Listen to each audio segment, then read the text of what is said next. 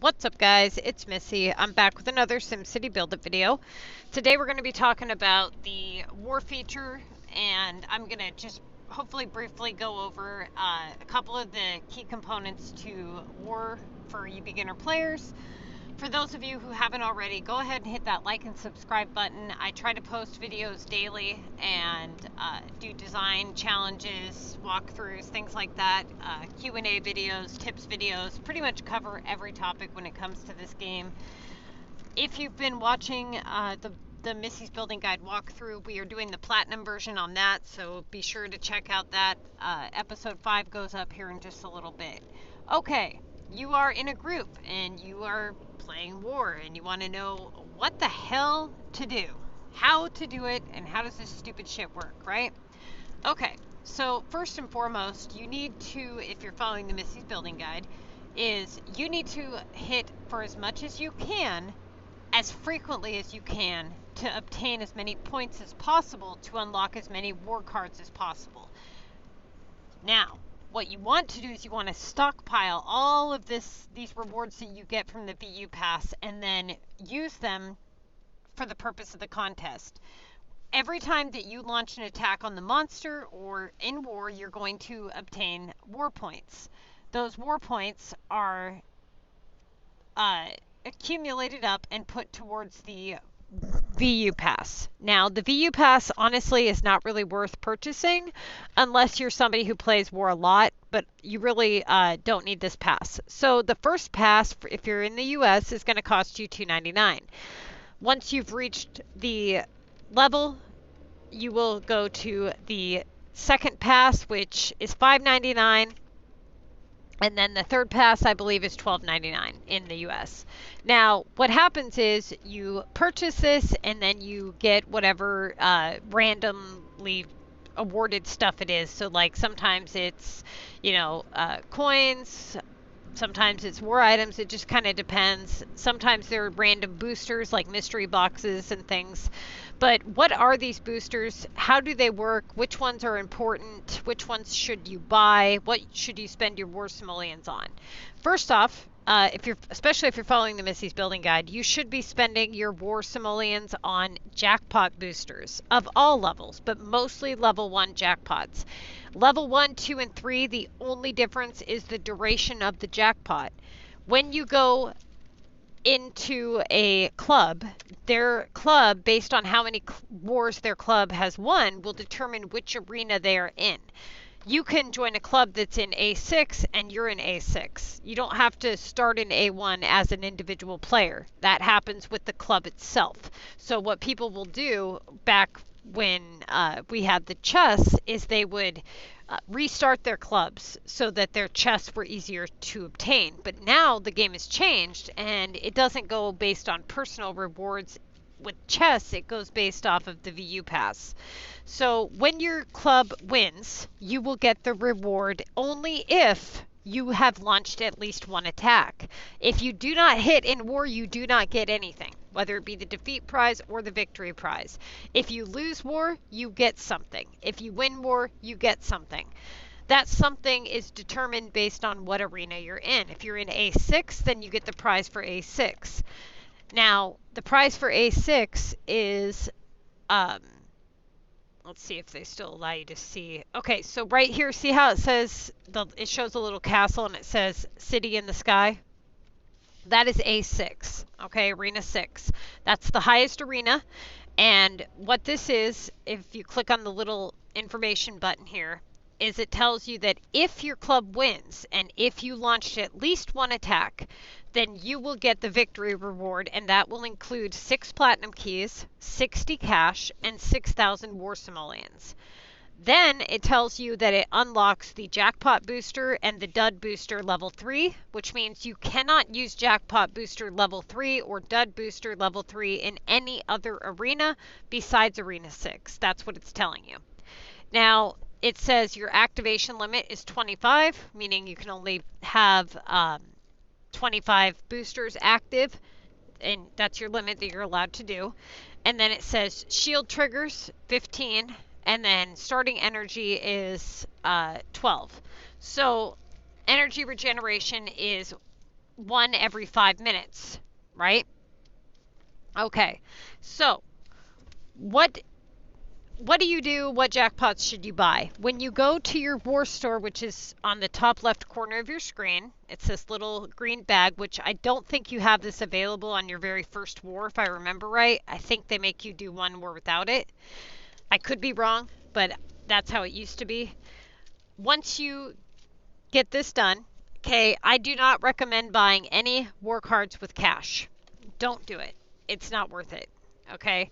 That depends on if you're an avid war player or not, though. I'm talking about people that are either beginners or following the Missy's Building Guide. Do not buy war cards with cash. You only get one of the cards, and you can buy it. You can buy up to 5 of them. Okay, so you've got this here, and it tells you that this refreshes in 54 minutes. So what's going to happen is in 54 minutes, it's going to give us different options of what we're allowed to buy. So as you can see here on the right-hand side, we can buy 5 boots for 1,000 war simoleons, or we can buy 5 pliers for 1,000 war simoleons. If whatever we purchase here is going to go up in price after we purchase one of them, okay? And then you can purchase a maximum of 3 of them on the boosters and 10 of them on the items. So what I recommend is that you buy jackpot level 1. Okay, this will allow you to hit with the full amount. It gives you 10 minutes. That's enough for another player to do a shield bust, coordinate attacks, and get plenty of jackpot time in.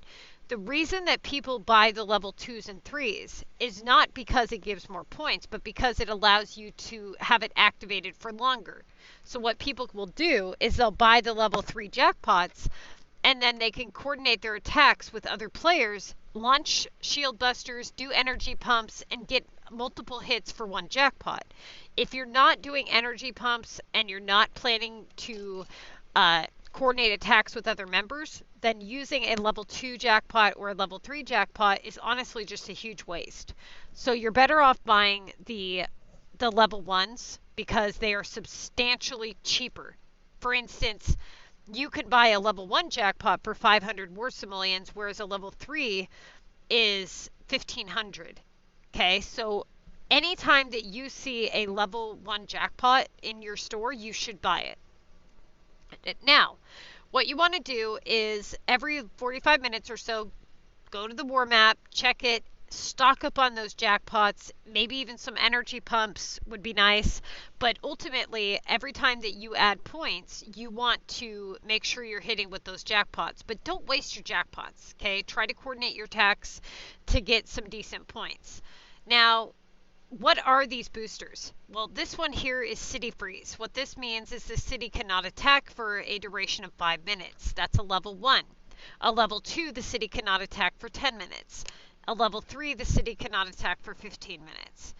Okay, this one here is the energy vamp. What this does is it slows down the energy production by 3%.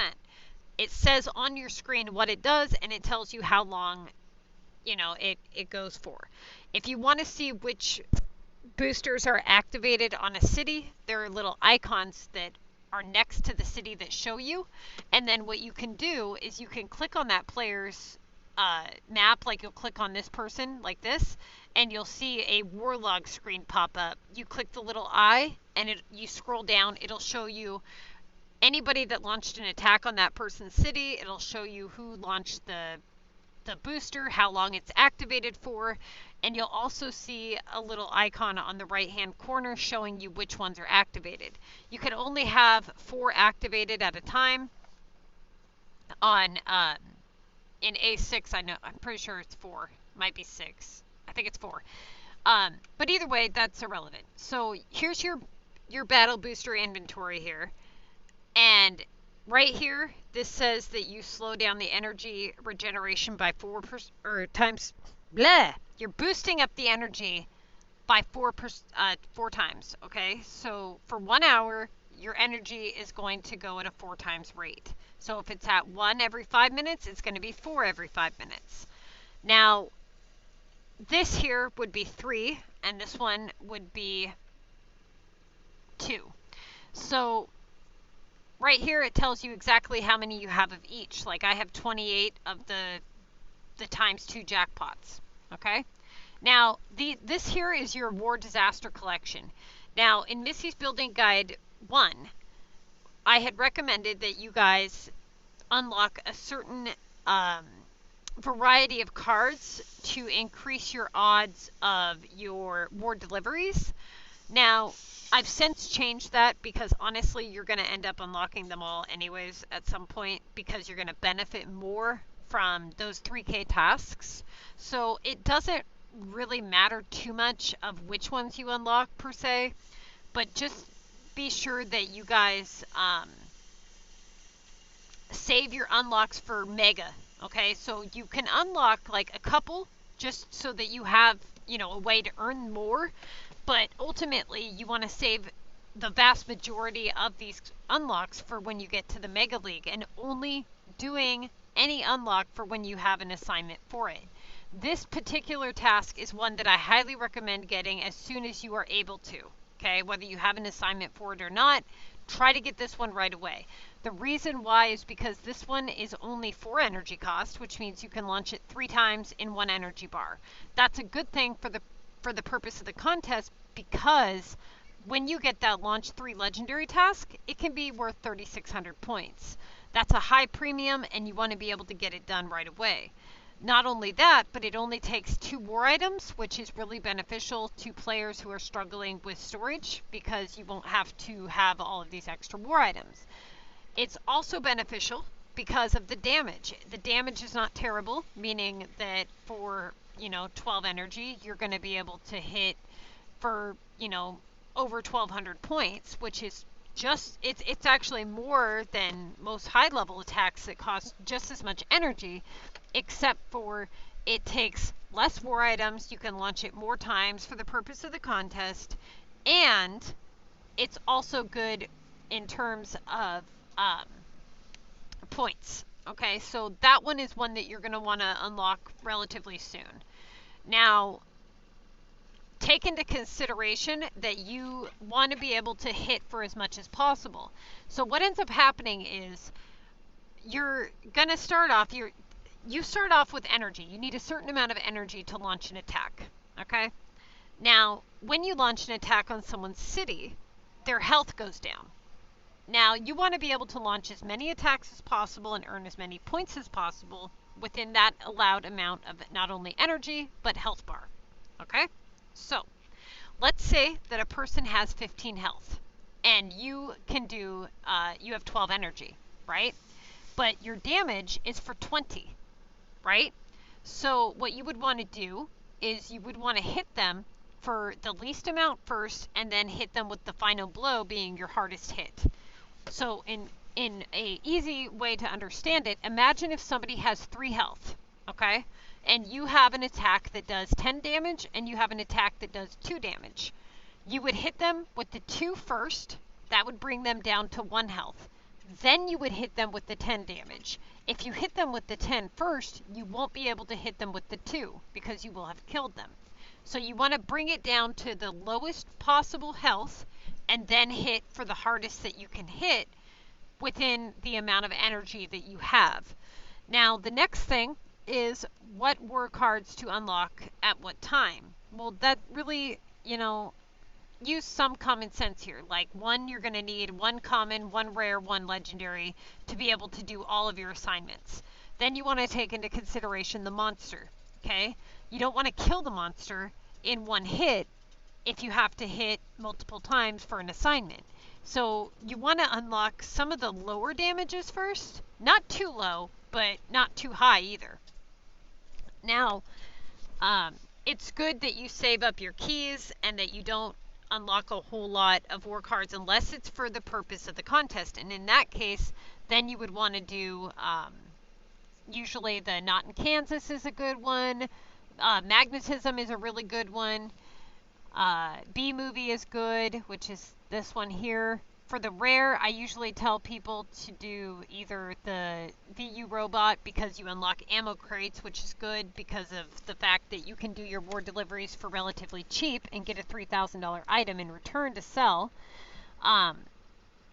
Or you can do like the rock monster, which, I mean, he's not really that great, but it's not that terrible either. This one takes 3 items, whereas this one only takes 2.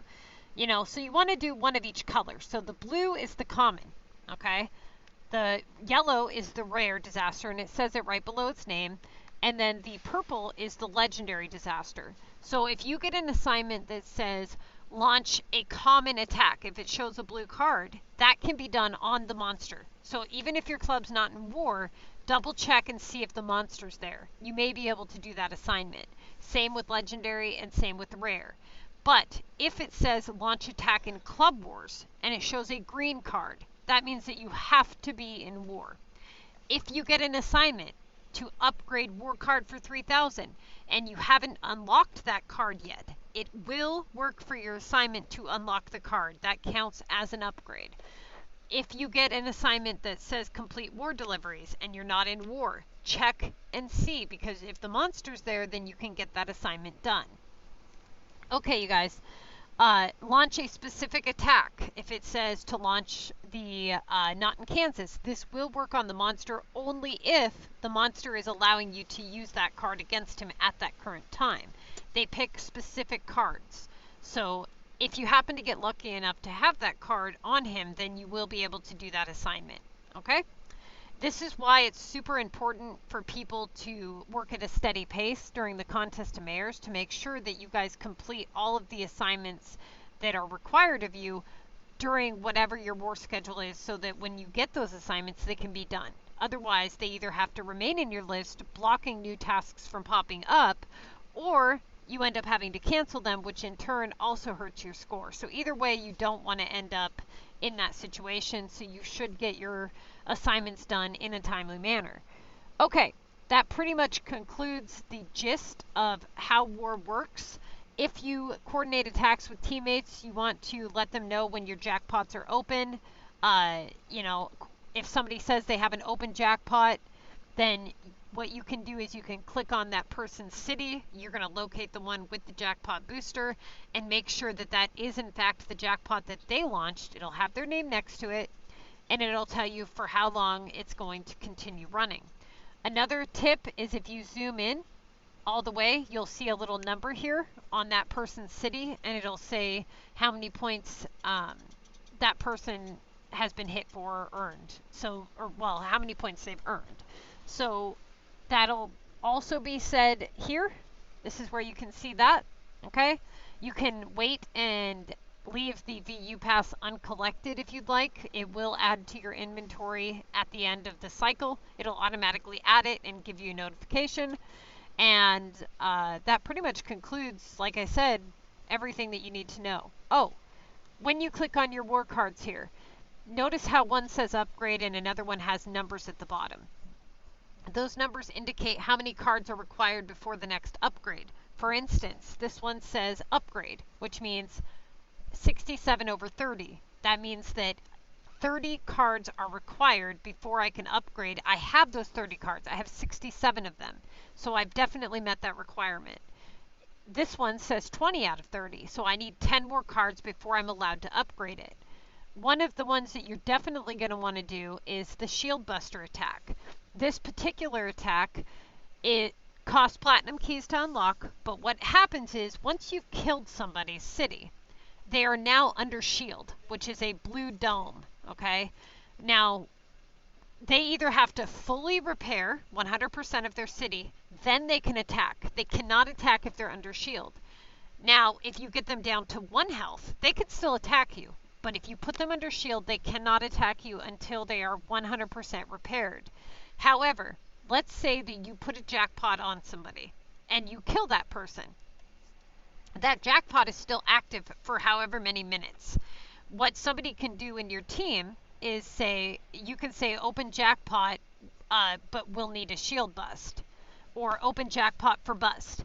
They will go to your city, or they will go to the war screen, and they will launch a shield buster on that jackpot. What that does is it breaks the shield and it repairs that person's city for 7 damage. This, notice how it's asking for a med kit.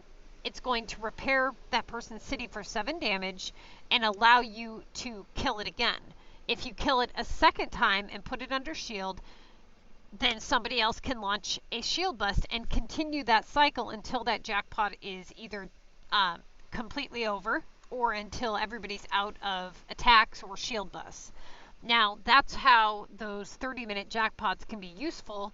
If you have like 10 players coordinating attacks with shield busts, you can earn a lot of points on just one jackpot. Okay?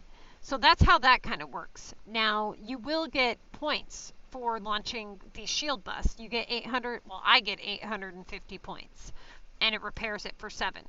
Now, this particular attack here, you have to read what the attacks say. For instance, this one says, this sneaky disaster hits all of the opposing club's cities at the same time. All this beak damage and points are per all this beak damage and points are per city. Okay, so basically what this is saying is any active city, any city that has health that you hit, it's going to do 100 damage per city. So if you have 10 cities on their team, then you're going to get 1,000 points. If you have 20 cities, you're going to get 2,000 points. Okay? So it's not doing 100 damage. It's doing 100 damage per active city. Now this one is a little bit different. It says damage is randomly selected from 3 thresholds. 4, 6, and 8. Okay, so that's not really the best deal there. This one is, it smites 3 neighboring enemy cities with a jolting wrath. Damage and points are per city. Okay, so 3 times 330. So you just have to kind of read them. Those are the only ones really that do anything weird, are the ones at the bottom. They do the different stuff. Everything else is pretty basic. It does the damage and it costs a certain amount of energy. Okay? Other than that, that's it.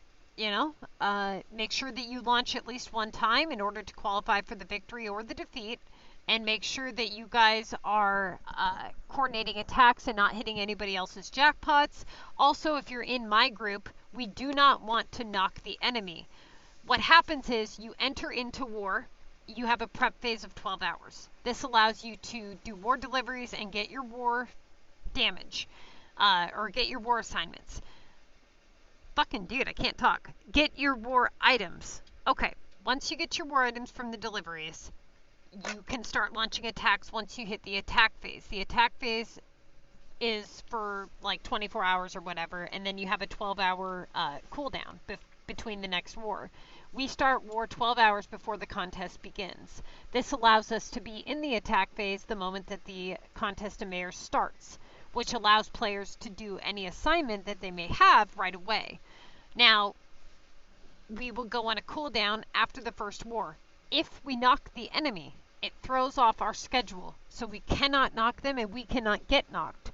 What that means is if all of the opposing players get killed and remain under shield for a certain amount of time, they will end the war early. Same with us. If all of our cities get knocked under shield, it will end the war early. A way to prevent this is to either not shield them all, or to repair, at least get one city repaired, and it knocks that knockout timer, it turns that off, and the war schedule goes back to normal. It's very important that if you're in my club especially, that you pay very close attention to that knockout timer and make sure that we don't knock them and they don't knock us. If we knock them and they refuse to repair, what we can do is we can shield bust them to pop them out of a repair and knock out that knockout timer. Extremely important, okay? All right, you guys, good luck.